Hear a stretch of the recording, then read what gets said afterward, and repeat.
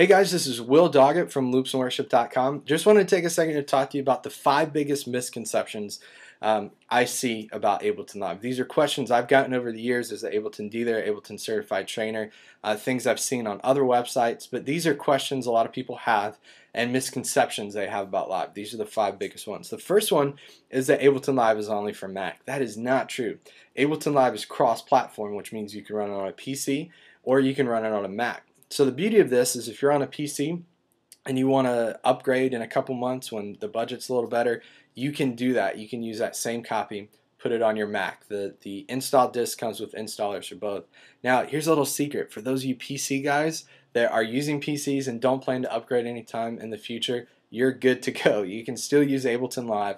You're not going to be stuck and have to upgrade to a Mac later. Second misconception I hear a lot from people is that Ableton Live is really expensive. It's $800, it's $1,000. I can't afford it. That's not really true. There's actually 3 versions of Ableton Live. This is important for everyone to know. We have Ableton Live Intro, which retails for about $99.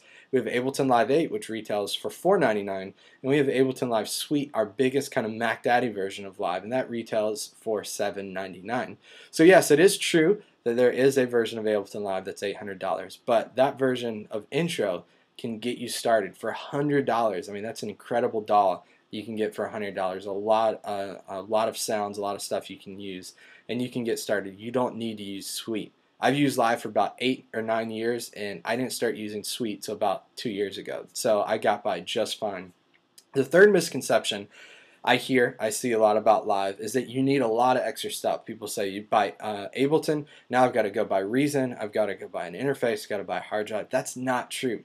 The way computers work today, they're faster and faster. For most things you're going to do, you can get by running it off your hard drive. I know, most pro audio people will tell you, no, you got to have a 7400 RPM drive, you need a solid state drive, you need blah blah blah. It's not completely true. You can push your computer internal hard drive to the max, to the limits if you're doing a lot of processing stuff. But in most cases, for simple audio playback, just use your computer. You're going to be fine. You don't need an interface to start out with. Just run out of your headphone jack to your computer, $100 using Intro, you're good to go. The fourth misconception I see, I get this a lot, is that Ableton Live Intro isn't enough. I get people that get scared. They say, I'm looking to buy Intro, I know it's $100, that's a great deal, but what if it's not enough? What if I get it in 2 months, I need to upgrade, I need to go beyond 8 scenes. I'm kind of stuck. I spent this $100 and I'm out of $100. It's not true. What's really, really nice about the way Ableton does this is they have great upgrade pricing. So we buy Intro, and then for less than it would be to buy Live 8 fully, I can upgrade to Live 8. So I'm not losing any money. I'm taking that $100 and basically putting it towards the purchase of Live 8, which is kind of nice. So when you buy Intro, you're investing in your future growth in the Ableton platform, which is really nice. So that $100 is going to go towards that upgrade price. Ableton's constantly running deals and specials, so you may even be able to upgrade cheaper when you go to look to do that. The fifth one, this is a big one I hear a lot from people, is that Ableton Live is difficult to learn. They say, we're using an iPod for loops. We can't go to a computer. Our drummer can't handle it. Tell people all the time we can create a set list in Ableton Live. If your drummer can press 1, 2, 3, 4, 5 for song 1 through 5 and press spacebar to stop it, he can use Ableton Live. It's that simple. It's going to give you a lot more flexibility than an iPod. And I know there's a few worship resource sites that are out there spreading the rumor that Ableton Live is incredibly difficult to use. I have to disagree. With YouTube, with sites like loopsandworship.com, with blogs, and with the incredibly well-written manual by the Ableton guys and by Ableton support, you're going to be fine.